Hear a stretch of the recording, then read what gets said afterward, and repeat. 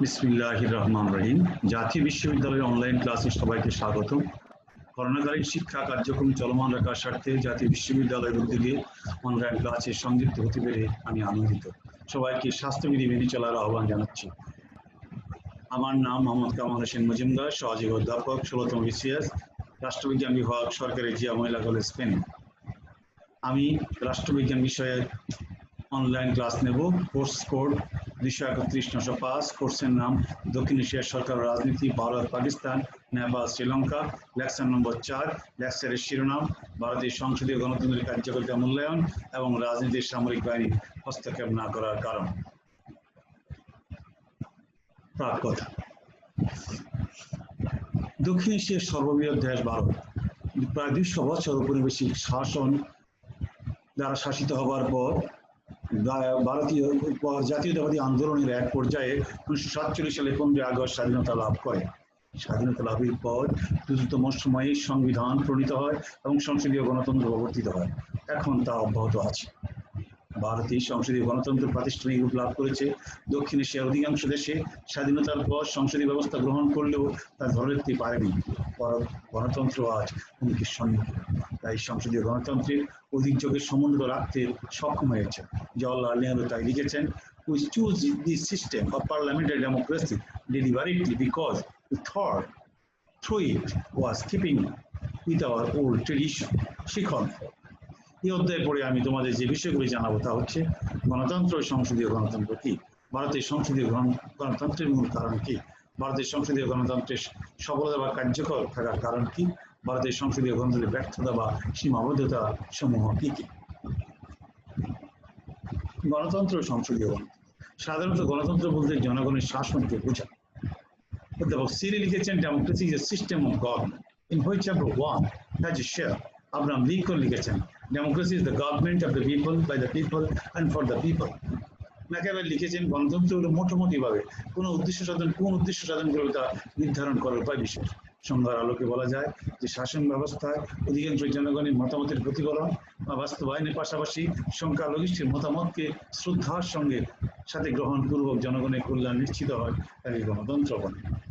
সংসদীয় গণতন্ত্র যে শাসন ব্যবস্থায় শাসন বিভাগ তাদের কাজের জন্য সংসদ বা আইনসভার নিকট দায়ী থাকে তাকে সংসদীয় সরকার বলে। অধ্যাপক গার্নার বলেন, সংসদীয় সরকার এমন এক সরকার ব্যবস্থা যেখানে প্রকৃত শাসক বা মন্ত্রিসভা আইনসভার নিকট দায়ী থাকে। এবি ডাইসি বলেন, সংসদীয় সরকার গড়ে ওঠে আইন বিভাগ ও শাসন বিভাগের পৃথকীকরণের ভিত্তিতে এবং উভয়ের মধ্যে সামঞ্জস্য বিধান করে। অধ্যাপক রেবাস বলেন, সংসদীয় সরকার হল রাষ্ট্রের প্রভু বা শাসক এবং প্রধানমন্ত্রী হলেন সেই সরকারের প্রভু বা প্রধান। সংজ্ঞার আলোকে বলা যায়, সংসদীয় সরকার বলতে এমন এক শাসন ব্যবস্থাকে বোঝায় যে ব্যবস্থায় মন্ত্রীগণ ব্যক্তিগত ও যৌথভাবে সংসদের নিকট জবাবদিহি করেন এবং আস্থা হারালে পদত্যাগ করতে বাধ্য হন। ভারতের সংসদীয় গণতন্ত্র গ্রহণের কারণ। ভারতের সংসদীয় গণতন্ত্রের কাঠামো হল ব্রিটিশ রাজ্যের উত্তরাধিকার। 1947 সালে স্বাধীনতা লাভের পর সরকার কাঠামো কেমন হবে তা নিয়ে ব্যাপক পার্থক্য সৃষ্টি হয়। গণপরিষদ ব্রিটিশ মডেলের শাসন ব্যবস্থা গ্রহণের পক্ষপাতী ছিলেন। তারা 1919 এবং 1935 সালে ভারত শাসন আইন অনুযায়ী কেন্দ্র ও প্রদেশে দায়িত্বশীল শাসন ব্যবস্থা চালু করতে সম্মত হন। ভারতের সাধারণ মানুষ, রাজনীতিবিদ, বুদ্ধিজীবীরা ব্রিটিশ আদলে রাজনৈতিক ঐতিহ্য জীবনধারার সঙ্গে ক্রমাগতভাবে পরিচিত হন। তাই ব্রিটিশ মডেলের গণতান্ত্রিক ব্যবস্থা গ্রহণে তারা ঐক্যবদ্ধ হয়েছিলেন। ডক্টর আম্বেদকর, কেএম মুন্সি, জওহরলাল নেহরু, আল্লাদি কৃষ্ণস্বামী আয়ার সংসদীয় ব্যবস্থা গ্রহণের জন্য জোর দাবি উত্থাপন করেছিলেন। কেএম মুন্সি বলেন, বিভিন্ন দেশের সরকারি ব্যবস্থার তুলনামূলক পর্যালোচনার পর ভারতের সংসদীয় ব্যবস্থার কাঠামো গ্রহণ করা হয়েছে। জওহরলাল নেহরু বলেন, "We in India went to very long period of contact with England and with British parliamentary institutions were made of kin on the lines of wanting British parliamentary institution in India. When the chance come, we reproduce those parliamentary structure and institution here in a large measure." ভারতের সংসদীয় গণতন্ত্র কার্যকারিতা বা সাফল্যের কারণ 1947 সালে স্বাধীনতা লাভের অব্যবহিত পরে ব্রিটিশ অনুকরণে সংসদীয় গণতন্ত্র প্রবর্তিত হয়। এই ব্যবস্থায় মন্ত্রিসভার সদস্যরা কেন্দ্র প্রদেশের নিজ নিজ আইনসভার নিকট কাজের জন্য দায়িত্বশীল থাকবে। কিছু সীমাবদ্ধতার পরও দক্ষিণ এশিয়ার অন্যান্য দেশের তুলনায় ভারতের সংসদীয় গণতন্ত্র সন্দেহাতীতভাবে দৃঢ় ভিত্তির উপর প্রতিষ্ঠিত রয়েছে। ভারতের সংসদীয় গণতন্ত্রের সাফল্যের কারণগুলো নিম্নরূপ: এক, স্থিতিশীল সরকার ও সংবিধান প্রণয়ন। স্বাধীনতা লাভের পর কংগ্রেসের নেতৃত্বে সরকার একটি সংবিধান প্রণয়ন, প্রাপ্তবয়স্ক ভোটাধিকারের ভিত্তিতে 3টি সাধারণ নির্বাচন অনুষ্ঠান, নির্বাচনে জয়লাভ করে ক্ষমতাসীন থাকাতে দুটো পাঁচশালা পরিকল্পনা বাস্তবায়নে সক্ষম হন, কিন্তু অপরাপর দক্ষিণ এশিয়ার দেশগুলোতে সেটি সম্ভব হয়নি। 2, সুগঠিত রাজনৈতিক দল নেতৃত্ব। ভারতের রাজনৈতিক ব্যবস্থা অপরাপর উন্নয়নশীল দেশের রাজনৈতিক ব্যবস্থার তুলনায় অধিকতর সুগঠিত ও উন্নততর। ভারতের সুগঠিত দলীয় ব্যবস্থা এবং বলিষ্ঠ সার্থক নেতৃত্ব থাকায় কখনো রাজনৈতিক স্থিতিহীনতার মতো পরিবেশ সৃষ্টি হয়নি। ফলে সংসদীয় ব্যবস্থা দৃঢ়ভাবে কার্যকর রয়েছে। প্রতিবেশী দেশগুলোতে সেটা ধরে রাখতে সক্ষম না হওয়ায় গণতন্ত্র আজ বিপর্যস্ত। 3, জাতীয়তাবাদী প্রভাব। প্রথম বিশ্বযুদ্ধের পর গান্ধীজির নেতৃত্বে জাতীয়তাবাদী আন্দোলনের সূচনা হয়েছিল এবং ভারতীয় জনগণ ব্যাপকভাবে অংশগ্রহণ করেছিল। ভারত স্বাধীনতা লাভের পর জাতীয়তাবাদী মূল মন্ত্রে সরকার, জনগণ, আমলাতন্ত্র, সামরিক বাহিনী, রাজনীতিবিদগণ দীক্ষিত হয়েছিলেন।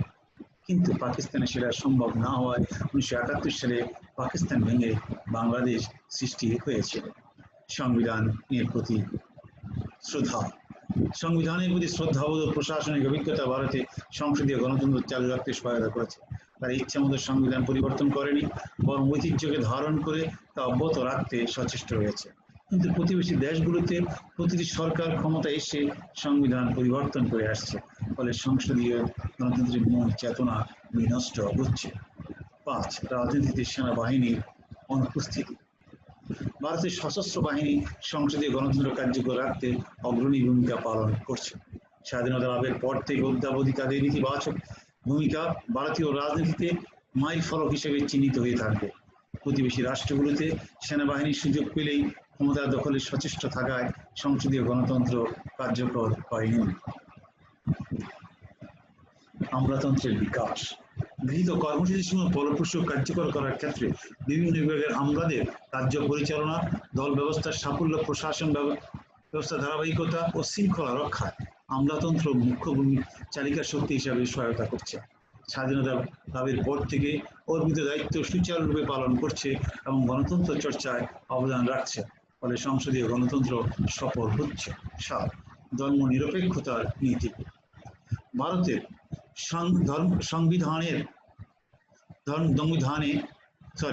ভারতের সংবিধানে ধর্মনিরপেক্ষতার নীতি সংযোজিত হয়েছে বিধায় প্রত্যেক ধর্মের অনুসারীরা যোগ্যতা অনুযায়ী রাষ্ট্রের বিভিন্ন কার্যে অংশগ্রহণ করেন। পরোক্ষভাবে গণতন্ত্র রক্ষায় সহায়ক ভূমিকা পালন করছে। প্রতিবেশী অন্যান্য দেশে এটি কার্যকর না থাকায় গণতন্ত্র ব্যাহত হচ্ছে। 8, গণতান্ত্রিক মূল্যবোধের প্রতি শ্রদ্ধা। ভারতের সরকারি বিরোধী দল সর্বদা গণতান্ত্রিক মূল্যবোধের প্রতি শ্রদ্ধাশীল থাকেন। নির্বাচনে সরকারি দল হেরে গেলে কখনো ক্ষমতায় আঁকড়ে থাকে না, বরং তাড়াতাড়ি বিজিত দলের নিকট ক্ষমতা হস্তান্তর পূর্বক সরকার গঠনের ব্যবস্থা করে। তাদের এহেন ভূমিকা গণতন্ত্রকে প্রাতিষ্ঠানিক রূপদানে সহায়ক ভূমিকা পালন করছে। 9, দায়িত্বশীল বিরোধী দল। গণতন্ত্রকে সফল করতে এলে শক্তিশালী বিরোধী দল আবশ্যক। বিরোধী দলকে ছায়া সরকার হিসেবে গণ্য করা হয়। তারা সরকারের দোষ ত্রুটি গঠনমূলক সমালোচনা করে সরকারকে ভালো কাজে সমর্থন দেয়, ফলে সরকার সংযত হয়ে জনকল্যাণে কাজ করতে বাধ্য হয়। স্বাধীনতার 70 বছরে মাত্র 8 বার বিরোধী দল সরকারের বিরুদ্ধে অনাস্থা প্রস্তাব এনেছে। প্রতিবেশী দেশগুলোতে কার্যকর বিরোধী দল না থাকায় গণতন্ত্র ব্যাহত হচ্ছে। 10, ধারাবাহিক সংসদ নির্বাচন। ভারতের নির্বাচন কমিশন স্বাধীনভাবে কাজ করতে সক্ষম হয় স্বাধীনতার পর থেকে অদ্যাবধি সময় মতো সংসদ নির্বাচনের ধারা অব্যাহত রেখে সংসদীয় গণতন্ত্রকে অটুট রেখেছে। ভারতের জনগণ সচেতনভাবে ভোট প্রদান করায় বিগত নির্বাচন সমূহে একই দল বারবার সরকার গঠনে ব্যর্থ হয়েছে। জনগণের এই ধরনের সচেতনতা সংসদীয় গণতন্ত্রের বিকাশকে সমুন্নত রাখছে। মৌলিক বিষয়ে ঐক্যমত্য। রাষ্ট্র পরিচালনার কিছু নিয়ম নীতি আছে, ভারতে এর ব্যতিক্রম ঘটেনি। যেমন সংসদীয় গণতন্ত্র, ধর্ম নিরপেক্ষতা নীতি এবং জাতীয়তাবাদকে সমুন্নত রাখার ক্ষেত্রে প্রতিটি সরকার সুস্পষ্ট সিদ্ধান্ত নিতে সক্ষম হওয়ায় গণতন্ত্র মজবুত ভিত্তির উপর প্রতিষ্ঠিত হয়েছে। পাকিস্তান সহ অন্যান্য দেশে সেটি সম্ভব হয়নি। 12 পৃথকীকরণ। ভারতের শাসন বিচার বিভাগ স্বাধীনভাবে কাজ করতে পারে। কোনো বিভাগ অন্য বিভাগের কাজে হস্তক্ষেপ করে না, ফলে ন্যায় বিচার প্রতিষ্ঠিত হয়েছে। দক্ষিণ এশিয়ার অন্যান্য দেশে সেটা সম্ভব না হওয়ায় ন্যায় বিচার ভুলুণ্ঠিত হচ্ছে। 13 অন্যান্য। ভারতের সরকার, জনগণ, বিরোধী দল সকলেই সংবিধানে বর্ণিত সরকারের প্রতিটি নীতিতে শ্রদ্ধাশীল থাকায় জাতীয় সংহতি অর্জন, স্থিতিশীলতা বজায় রাখার ফলে উন্নত রাজনীতি কৃষ্টি গড়ে উঠেছে। ফলে সংসদীয় গণতন্ত্র কার্যকরভাবে প্রতিষ্ঠিত হয়েছে। ভারতের সংসদীয় গণতন্ত্রের ব্যর্থতা বা সীমাবদ্ধতা সমূহ। ভারতের সংসদীয় গণতন্ত্র প্রতিষ্ঠিত হলেও এর সার্বিক কার্যকারণের বিষয়টি অনেকটা বিতর্কিত। তাই সাফল্যের পিছনে কিছুটা ব্যর্থতা বিদ্যমান। নিম্নে ব্যর্থতাগুলো তোমাদের উদ্দেশ্যে তুলে ধরছি। 1 যথাযথ রাজনৈতিক শিক্ষার অভাব। ভারতের সার্বজনীন ভোটাধিকার স্বীকৃত রয়েছে, কিন্তু গণতন্ত্রের উপযোগী রাজনৈতিক শিক্ষার বিস্তার ঘটেনি। অশিক্ষিত, নিরক্ষর, অজ্ঞ, শ্রেণীগত সনাতন গোষ্ঠী দ্বারা নির্বাচিত জনপ্রতিনিধির মাধ্যমে দক্ষ দায়িত্বশীল সরকার ব্যবস্থা সম্ভব নয়। ঐক্য সংহতির অভাব। ভারতের বিহার, আসাম, কর্ণাটক, পাঞ্জাব, জম্মু কাশ্মীর, ত্রিপুরা সহ বিভিন্ন রাজ্যে উগ্রবাদীদের আন্দোলন ও আঞ্চলিকতাবাদের আবেগ রাষ্ট্রে গভীর হতাশা সৃষ্টি করছে। তাই ঐক্য সংহতির সমন্বয়, সহমত, সদ্ভাব ও সম্প্রীতির অভাবে সংসদীয় গণতন্ত্র কার্যকরিতার বিপর্যয় নেমে এসেছে। 3 পরমত সহিষ্ণুতার অভাব। সংসদীয় সরকার প্রতিষ্ঠার জন্য সরকারি দল, বিরোধী দল ও গোষ্ঠী সমূহের মধ্যে সংযম, পরমত সহিষ্ণুতা আবশ্যক, কিন্তু এটি নেই বললেই চলে। ফলে সংসদীয় সরকার ব্যবস্থার বিপর্যয়ের সম্মুখীন হয়েছে। 4 সুগঠিত দল ও বরিষ্ঠ নেতৃত্বের অভাব। ভারতে বিভিন্ন জাতীয় আঞ্চলিক দল ক্ষমতাসীন রয়েছে। তারা শ্রেণীগত, ধর্মগত, বর্ণগত, গোষ্ঠীগত স্বার্থের ঊর্ধ্বে উঠে জাতীয় স্বার্থে কাজ করতে ব্যর্থ হচ্ছে। ফলে গণতান্ত্রিক রীতি-নীতি বাস্তবায়িত না হয়ে হিংসাত্মক কার্যকলাপ বৃদ্ধি পাচ্ছে। তদুপরি সরকারি ও বিরোধী দলের সুসম্পর্কের অভাব হেতু রাজনৈতিক নেতৃত্বের মধ্যে ন্যায়পরায়ণতা, উদারচিত্ততা, বিবেকবোধ ইত্যাদি গুণাবলীর অভাব সংসদীয় গণতন্ত্রকে বহুলাংশে বিপন্ন করে তুলেছে। 5 উদারনৈতিক গণতন্ত্রের সংকট। গণতন্ত্রের সুষ্ঠু বিকাশ এবং গণতান্ত্রিক পরিবেশ রচনার জন্য প্রয়োজন সামাজিক, রাজনৈতিক, অর্থনৈতিক, সাংস্কৃতিক অধিকারের স্বীকৃতি ও সংরক্ষণ এবং সাম্যনীতির মাধ্যমে অধিকারের প্রতিষ্ঠা। ভারতের বর্তমান রাজনৈতিক ব্যবস্থায় জনগণের এই প্রত্যাশা পূরণ হচ্ছে না, ফলে সংসদীয় গণতন্ত্র ব্যাহত হচ্ছে। 6 মৌলবাদের উত্থান ও সাম্প্রদায়িকতার কারণে জাতিগত আনুগত্যের অভাব। ভারতে ধর্মনিরপেক্ষতার নীতি বর্তমানে নেই বললেই চলে। বর্তমান সরকারের শাসন আমলে ধর্মনিরপেক্ষতার নীতি বাস্তবায়নের ক্ষেত্রে ব্যর্থতা, ধর্মের নেতিবাচক ভূমিকা, ধর্মকে কেন্দ্র করে বিদ্বেষ, হানাহানি, হত্যাকাণ্ড বৃদ্ধি হেতু সংসদীয় গণতন্ত্র ব্যাহত হচ্ছে। এছাড়াও রাজনৈতিক দলের নির্বাচনের সাম্প্রদায়িক সুযোগ নিতে গিয়ে জাতীয় আনুগত্যের প্রতি আবেদন ও সংবিধানশীলতার অস্তিত্ব অনিষ্কার্য, কিন্তু সেটা দিন দিন বিনষ্ট হচ্ছে। ফলে সংসদীয় গণতন্ত্র ব্যাহত হচ্ছে। ভারত বিশাল জনগোষ্ঠীর দেশ হেতু দারিদ্রতা, গণতান্ত্রিক মনোভাব পোষণ ও বাস্তবায়নে অনুপস্থিতি হেতু সুষ্ঠু জনমত তৈরি হচ্ছে না। ফলে কেন্দ্র প্রদেশে নেতৃত্বের কেনাবেচা, জোট গঠন, ঝুলন্ত পার্লামেন্ট ও মতাদর্শী বৈপরীত্য সৃষ্টি হয়েছে। ফলে সংসদীয় গণতন্ত্রের বিকাশ ব্যাহত হচ্ছে। উপসংহার: ভারতের রাজনৈতিকভাবে কিছু কিছু সমস্যা থাকলেও রাষ্ট্র পরিচালনার ক্ষেত্রে সাফল্য অর্জনে তারা অনেকটাই সক্ষম হয়েছে। সংসদীয় সরকারকে টিকিয়ে রাখতে সামরিক বেসামরিক দলগুলোর মধ্যে পরমত সহিষ্ণুতা, সাম্প্রদায়িক সম্প্রীতি, গোষ্ঠীগত, শ্রেণীগত, বর্ণগত, ধর্মগত, আঞ্চলিকতাবাদী ভাবের ঊর্ধ্বে উঠে জাতীয় স্বার্থে ঐক্যমত্য পোষণের পাশাপাশি রাষ্ট্রের প্রতি আস্থা ও আনুগত্যের প্রকাশ অব্যাহত রাখতে হবে। তবে সংসদীয় গণতন্ত্র সত্যিকারভাবে কার্যকরী হবে। ভারতের রাজনীতি সামরিক বাহিনী। দক্ষিণ এশিয়ার বৃহত্তম গণতান্ত্রিক দেশ ভারত। দক্ষিণ এশিয়ার দেশগুলোতে বিশেষ করে পাকিস্তান, শ্রীলঙ্কা, বাংলাদেশ, মায়ানমার সহ এশিয়ার বিভিন্ন দেশের রাজনীতিতে সেই সব কারণে সেনাবাহিনী হস্তক্ষেপ করছে। ভারতের রাজনীতিতে অনুরূপ পরিবেশ বিরাজ করলেও সেনাবাহিনী হস্তক্ষেপ করেনি। অধ্যাপক ফাইনার ওএসপি হান্টিংটন লিখেছেন, যে দেশের সামরিক বাহিনীর মধ্যে হস্তক্ষেপ করার অভিপ্রায় ও সুযোগ কোনোটাই থাকে না, সেখানে সামরিক অভ্যুত্থান ঘটবে না। ভারতের রাজনৈতিক ব্যবস্থা স্বাধীনতার পর যেভাবে গড়ে উঠেছে, সেখানে সামরিক হস্তক্ষেপের সুযোগ তৈরি হয়নি।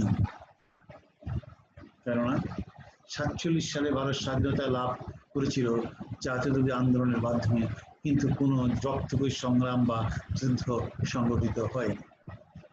ফলত সেনাবাহিনী যুদ্ধে অংশগ্রহণ করে তাদের ক্রেডিটকে অগ্রাধিকার দেওয়ার জন্য যে পদক্ষেপ গ্রহণ করা উচিত, সেটি তারা কখনো গ্রহণ করতে সক্ষম হয়।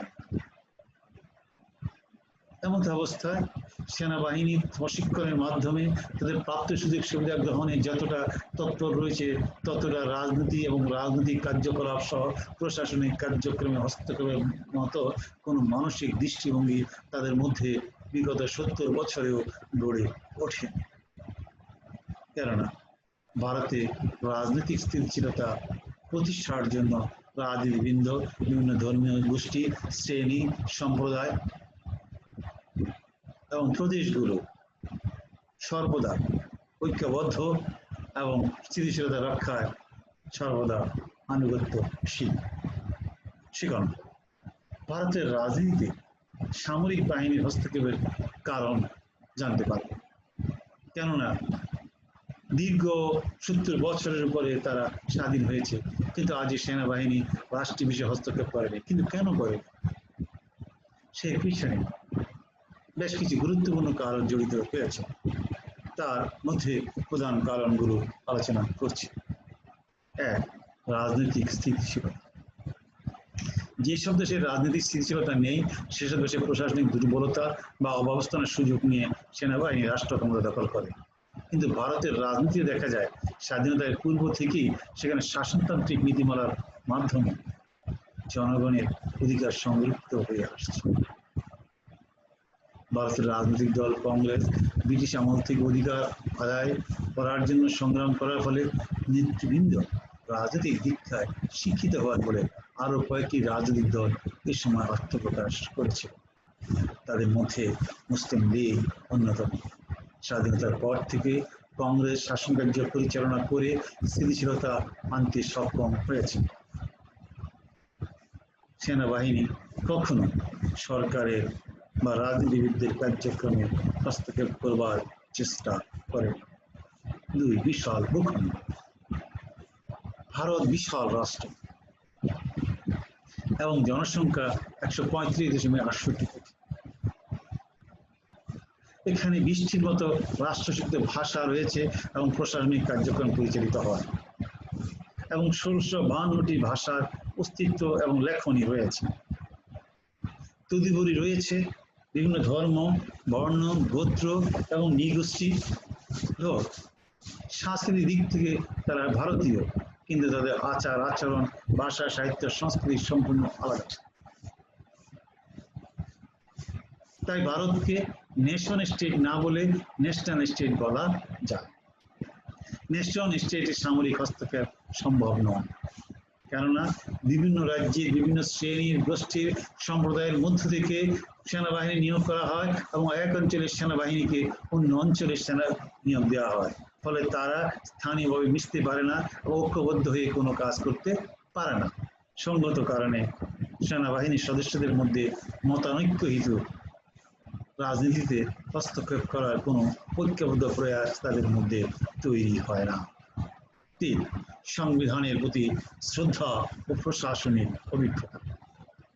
সংবিধান রাষ্ট্রের মূল দলিল। স্বাধীনতার অল্প কয়েক বছরের মধ্যে কংগ্রেসের নেতৃত্বে ভারত একটি ধর্ম নিরপেক্ষ সংবিধান প্রণয়নে সক্ষম হয়। আর এই সংবিধানের প্রতি রাজনৈতিক দল, সামরিক বাহিনী ও জনগণের শ্রদ্ধা থাকায় বিগত 70 বছরেও স্থিতিশীলতা তেমনটা ব্যাহত হয়নি। ফলে সামরিক বাহিনী রাজনৈতিক অস্থিতিশীলতা, হিংসা, হানাহানি, সাম্প্রদায়িক দাঙ্গার সুযোগ নিয়ে ক্ষমতা হস্তক্ষেপ করবার সুযোগ পায়নি। 4. জাতীয়তাবাদী দলের বিকাশ।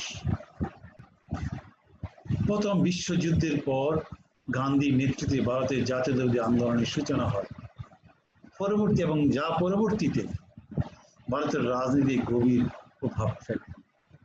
1885 সালে ভারতীয় জাতীয় কংগ্রেস জনগণকে রাজনৈতিক অভিজ্ঞ করে তোলে। জাতীয়তাবাদী চেতনা, রাজনৈতিক সচেতনতা, দেশ পরিচালনায় নেতৃবৃন্দ অভিজ্ঞ হওয়ার কারণে স্বাধীনতার পরে তারা সুগঠিত প্রক্রিয়ার মধ্য দিয়ে দেশকে পরিচালনায় সহায়তা করেছে। ফলে একটি পদ্ধতিগত প্রক্রিয়ায় দেশ পরিচালিত হয় এবং সামরিক বাহিনীও সেই প্রক্রিয়ায় সহযোগী থাকলেও কিন্তু প্রক্রিয়া হস্তক্ষেপ করার মতো কোনো পরিবেশ বা সুযোগ পায়নি। 5. বিভিন্ন বর্ণভিত্তিক সেনাবাহিনী। ভারতের স্বাধীনতা লাভের পর সেনাবাহিনী যাতে রাজনীতিতে হস্তক্ষেপ করতে না পারে সেই জন্য প্রত্যেক রেজিমেন্টে বিভিন্ন ভাষা ও বর্ণভিত্তিক সৈন্য নিয়োগ করে এবং তাদের মধ্যে ঐক্যমত সৃষ্টি করতে না পারে তার জন্য সরকারি বিভিন্ন কৌশল প্রয়োগ করে আসছে। এক রাজ্যের সৈন্যকে অন্য রাজ্যে নিয়োগ করছে, সেটা সেনা, বিমান, নৌ থেকে শুরু করে আঞ্চলিক সকল বাহিনীর ক্ষেত্রে এটি প্রযোজ্য। ফলে সেনাবাহিনী রাজনীতি করার জন্য জনসমর্থন পায় না, আর সেনাবাহিনী সংগঠিত থাকার ফলেও রাজনীতিতে হস্তক্ষেপ করার সুযোগ পাচ্ছে না। 6. সুগঠিত দল ও রাজনৈতিক নেতৃত্ব। ভারত দক্ষিণ এশিয়ার অন্যান্য দেশের তুলনায় দলীয় ব্যবস্থা অধিকতর সুসংহত ও উন্নততর। স্বাধীনতার পর থেকে জওহরলাল নেহরু, ইন্দিরা গান্ধী প্রমুখ নেতৃত্বে কংগ্রেস আধিপত্যকামী ও বলিষ্ঠ দল হিসাবে আত্মপ্রকাশ করেছে। এছাড়াও ভারতের প্রত্যেক প্রধানমন্ত্রীর নেতৃত্বে কার্যকর সফল সংসদীয় গণতন্ত্র বিদ্যমান থাকায় নেতৃত্বের শূন্যতা তৈরি হয়নি। ফলে রাজনীতিতে সেনাবাহিনী হস্তক্ষেপ করেনি।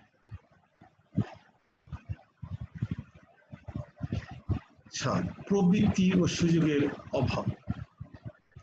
রাজনীতিতে সামরিক বাহিনী হস্তক্ষেপের পিছনে প্রবৃত্তি ও সুযোগ সুবিধা কাজ করে। স্বাধীনতার পর থেকে ভারতের রাজনীতিতে এমন কোনো সামাজিক, রাজনৈতিক, অর্থনৈতিক, সাংস্কৃতিক, ধর্মীয়, সাম্প্রদায়িক সংকট তৈরি হয়নি যা সেনাবাহিনীকে রাজনীতিতে অংশগ্রহণের প্রবৃত্তি বা সুযোগ এনে দেবে। কারণ যে দলই ক্ষমতা এসছে তারা সেনাবাহিনীকে দূরে রেখেছে এবং নিজেরা নিজেদের সমস্যার সমাধান করতে চেষ্টা করেছে, কোনো সেনাবাহিনী দিয়ে সেটি মোকাবেলা করবার চেষ্টা করেনি। ফলে সামরিক অভ্যুত্থান সংগঠিত হবার কোনো সুযোগও সৃষ্টি হয়নি। আর জাতীয় ঐক্য ও বিরোধী দলের ভূমিকা। রাষ্ট্র পরিচালনার মূলনীতিতে সরকারি ও বিরোধী দল ঐক্যমতে পৌঁছাতে সক্ষম হয়েছে। এছাড়াও বিদ্যমান গণতান্ত্রিক ব্যবস্থা ও সংসদীয় সরকার ব্যবস্থা চালু রেখে সহায়তা করেছে। নীতি ও আদর্শের দ্বন্দ্ব থাকলে সরকারের বিরোধী দলের মধ্যে নীতি ও আদর্শের দ্বন্দ্ব থাকলেও সংসদীয় গণতন্ত্রের প্রতি কারো কোনো আপত্তি নেই। ফলে বিভিন্ন রাজ্য এবং বিভিন্ন শ্রেণী গোষ্ঠীর নেতৃত্ব গণতন্ত্রের প্রতি অনুগত থাকছে এবং সামরিক বাহিনীও সেই সুযোগ গ্রহণ করতে পারছে না। 9. সুষ্ঠু প্রশাসনিক ব্যবস্থা ও গণতন্ত্র।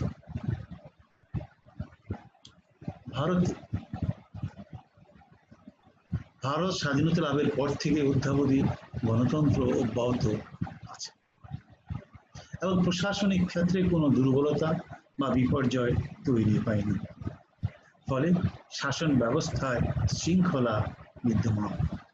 এছাড়াও রাজনৈতিক নেতৃবর্গ ও জনগণ গণতন্ত্র চর্চা করেন এবং ঐতিহ্যকে লালন করে আসছে। ফলে সামরিক হস্তক্ষেপের সুযোগ ঘটে না। 10. নিয়মিত নির্বাচন। ক্ষমতা রদবদলের মাধ্যমে নির্বাচন ও নির্বাচন ব্যবস্থায় দুর্বলতা পরিলক্ষিত হলে অগণতান্ত্রিক শক্তি বা প্রতিষ্ঠানের আগমনের সুযোগ তৈরি হয়। ভারতে স্বাধীন নির্বাচন কমিশনের মাধ্যমে যথাসময়ে প্রতিটি নির্বাচন অনুষ্ঠিত হয়েছে এবং ক্ষমতার পালাবদল হয়েছে, ফলে সামরিক হস্তক্ষেপের পরিবেশ তৈরি হয়নি।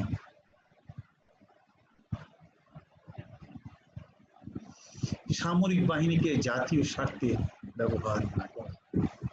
দক্ষিণ এশিয়ার অপরাপর দেশগুলো শ্রীলঙ্কা, বাংলাদেশ, পাকিস্তান প্রভৃতি দেশে সবসময় সরকারি বিরোধীদের দমনের জন্য সেনাবাহিনী বা অন্যান্য বাহিনীকে ব্যবহার করেছে। কিন্তু সরকারি বিরোধীদের দমন, দুর্নীতি উচ্ছেদ মোকাবেলার জন্য ক্ষমতাসীন দল যখন সামরিক বাহিনীকে সর্বত্র ব্যবহার করার চেষ্টা করে, তখন সামরিক বাহিনী নিজেদের স্বার্থে সেটি প্রয়োগ করতে সর্বদা সচেষ্ট হওয়া এবং রাষ্ট্রীয় ক্ষমতা দখলের সুযোগ লাভ করবে। কিন্তু ভারতের সরকার যত দুর্যোগে পড়ুক না কেন, কখনো সেনাবাহিনীকে সেটি মোকাবেলা করবার জন্য ব্যবহার করেনি। এতে একটি নিয়মতান্ত্রিক শাসন ব্যবস্থা চালু রয়েছে এবং বেসামরিক প্রশাসনে হস্তক্ষেপ করবার সুযোগ পাচ্ছে না। স্বাধীনতা যুদ্ধে ভূমিকাহীন সামরিক বাহিনী। যে কোনো দেশের সামরিক বাহিনী মুক্তিযুদ্ধে অংশগ্রহণ করলেও স্বাধীনতার পর রাজনীতিতে তাদের একটি প্রভাব থাকে। ব্যতিক্রম হলে তারা নিজেরাই ক্ষমতা দখল বা কুক্ষিগত করে। কিন্তু ভারতের জাতীয়তাবাদী আন্দোলনের মাধ্যমে স্বাধীনতা লাভ করলেও ভারতীয় সেনাবাহিনী যুদ্ধ করেনি। নিয়মতান্ত্রিক পন্থায় তারা ভারতের সেনাবাহিনী হিসেবে যুক্ত হয়েছে এবং উন্নত প্রশিক্ষণের মাধ্যমে দেশের ভাবমূর্তি, মর্যাদা, স্বাধীনতা, সার্বভৌমত্ব, ভৌগোলিক অখণ্ডতা রক্ষার মূল মন্ত্রে তারা প্রশিক্ষিত হয়েছে। তাদেরকে নিজ নিজ এখতিয়ারের বাইরের মধ্যে সেনা, বিমান, নৌ, পুলিশ, স্থানীয় নিরাপত্তা বাহিনী, আঞ্চলিক বাহিনী কেউই নিজ নিজ অবস্থানের বাইরে গিয়ে কোনো কাজ করছে না। যেহেতু রাষ্ট্রের স্বাধীনতায় তাদের কোনো ভূমিকা নাই, তারা রাজনীতিতেও তেমনটা হস্তক্ষেপ করবার সাহস দেখাচ্ছে না।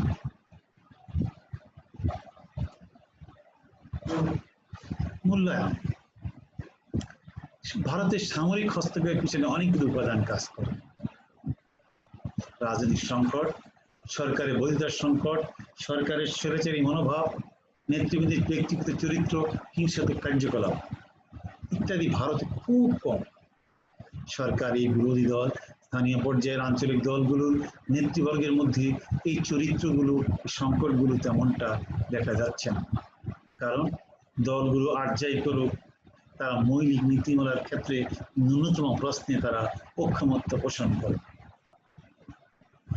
রাজনৈতিক দলগুলো কোনো প্রকার কোন্দলে লিপ্ত না হয়ে সর্বদা সমবেতভাবে, ঐক্যবদ্ধভাবে দেশ গড়ার কাজে মনোনিবেশ করে থাকে। ফলে রাজনৈতিক সহিষ্ণুতার অভাব হয় না, যা অন্যান্য উন্নয়নশীল দেশে পরিলক্ষিত হয়। আর ভারতের সেনাবাহিনী যেহেতু সে সুযোগ পাচ্ছে না বা সুযোগের জন্য সেনাবাহিনীর সদস্যদের মধ্যে মনোভাব বা বিশ্বাস তৈরি হচ্ছে না, সেহেতু সেখানে রাজনৈতিক ক্ষমতা দখলের প্রবণতাও লক্ষ্য করা যাচ্ছে না। আমরা জানি সামরিক বাহিনীর হস্তক্ষেপের প্রধান কেন্দ্রই হচ্ছে যুদ্ধে নেতৃত্ব দেওয়া এবং সরকারি দল যখন বিরোধী দলকে দমন সহ সার্বিক কার্যক্রমে সেনাবাহিনীর সহযোগিতা গ্রহণ করে, তখনই তারা সেখানে হস্তক্ষেপ করবার প্রচেষ্টা শুরু করে। তাই তো পাকিস্তান, মায়ানমার, বাংলাদেশ, শ্রীলঙ্কা সহ বিভিন্ন রাষ্ট্রে সামরিক বাহিনী প্রত্যক্ষ পরোক্ষভাবে কিংবা সরাসরি রাষ্ট্রীয় কাজে হস্তক্ষেপ করে সেনাবাহিনীর স্বার্থের বাইরে গিয়ে কোনো সরকারের পক্ষে অস্তিত্ব নিয়ে টিকে থাকা সম্ভব হচ্ছে না। কিন্তু ভারত নির্বিঘ্নে সেনাবাহিনীর অবস্থানের বাইরে থেকে তারা একটা নিয়মতান্ত্রিক প্রক্রিয়া, গণতান্ত্রিক মূল্যবোধকে ধারণ করে রাষ্ট্র পরিচালনায় সর্বদা বদ্ধপরিকর হয়েছে। পরিশেষে বলা যায়, ভারতের জাতীয় কংগ্রেস ও অন্যান্য রাজনৈতিক দল দেশে ঐক্যমত্য গড়ে তুলেছে, তাতে সামরিক বাহিনীর ক্ষমতা আসার সুযোগ নেন। রাজনৈতিক নেতৃবৃন্দ যদি বর্তমানের ন্যায় ভবিষ্যতে ও রাজনৈতিক ব্যবস্থাকে সাফল্যজনকভাবে পরিচালনা করতে সক্ষম হন, তাহলে ভারতের রাজনীতিতে সামরিক বাহিনীর হস্তক্ষেপের কোনো সম্ভাবনা নেই। বিগত 70 বছরের সেনাবাহিনী সে সুযোগটি পায়নি, বর্তমানেও পাচ্ছে না, ভবিষ্যতে কোনো পাওয়ার সুযোগ নেই। তবে যদি ধর্মভিত্তিক রাজনৈতিক দল হিসেবে বিজেপি তার ক্ষমতার চর্চা এবং বাস্তবায়নকে পদ্ধতিগত প্রক্রিয়ার ঊর্ধ্বে উঠে একটি সাম্প্রদায়িক রাষ্ট্র গঠনের চেষ্টা করে এবং সেনাবাহিনীকে মাধ্যমে সেটি বজায় রাখবার প্রচেষ্টা গ্রহণ করে, তাহলে কিন্তু সংসদীয় গণতন্ত্র যেমন ব্যাহত হবে, তেমনি ভাবে সাম্প্রদায়িক সম্প্রীতি বিনষ্ট হেতু ভারতের সেনাবাহিনী রাষ্ট্রীয় কাজে হস্তক্ষেপ করার সুযোগ পাবে। তাই রাজনৈতিক দল সহ সকল যদি এই মতে হয় যে আমরা দেশ জাতির স্বার্থে আমরা সেনাবাহিনীকে ধরে রাখবো এবং সমন্বিতভাবে দেশ পরিচালনা করবো, কোনো সাম্প্রদায়িক সম্পত্তি বিনষ্ট করবো না, তাহলে অবশ্যই ভারতে সংসদীয় গণতন্ত্র তার সাফল্য অর্জিত হবে, সেনাবাহিনীও কোনো প্রকার হস্তক্ষেপ করার সুযোগ পাবে না। এই প্রবন্ধটি রচনা করতে গিয়ে আমি যে বিষয়কাল বই সহযোগিতা নিয়েছি, এক ডক্টর আব্দুল ওদুদ ভূঁইয়ার লেখা দক্ষিণ পূর্ব এশিয়া সমাজের রাজনীতি, সিরাজুল ইসলাম ভুলরঙ্গনাথের 19 দেশের রাজনীতি, সিরাজুল ইসলামের সামাজিক পরিবর্তন 19 দেশের রাজনীতি, গিয়াসউদ্দিন মোল্লা দক্ষিণ ও দক্ষিণ পূর্ব এশিয়ার রাজনীতি, মোহাম্মদ আবুল কাসিম মোহাম্মদ রাজনীতি, লুসিয়ান পাইয়ের aspect of political development, Lucian পাইয়ের South Asian political system, Mahfuzul Chowdhury democratization in South Asia, গ্রন্থগুঠির এবং এনএস প্রকাশনী সহ বিভিন্ন বই থেকে আমি কয়েকজনের সহযোগিতা নিয়েছি। এই বইটি রচনাটি করতে গিয়ে কিছু কিছু মুদ্রণজনিত ত্রুটি রয়েছে, এই জন্য ছাত্রছাত্রীদের বলবো তোমরা সেই বইগুলো আমার দৃষ্টিতে দেখবে। সবাইকে ধন্যবাদ জানিয়ে আমার বক্তব্য শেষ করছি। সবাইকে ধন্যবাদ।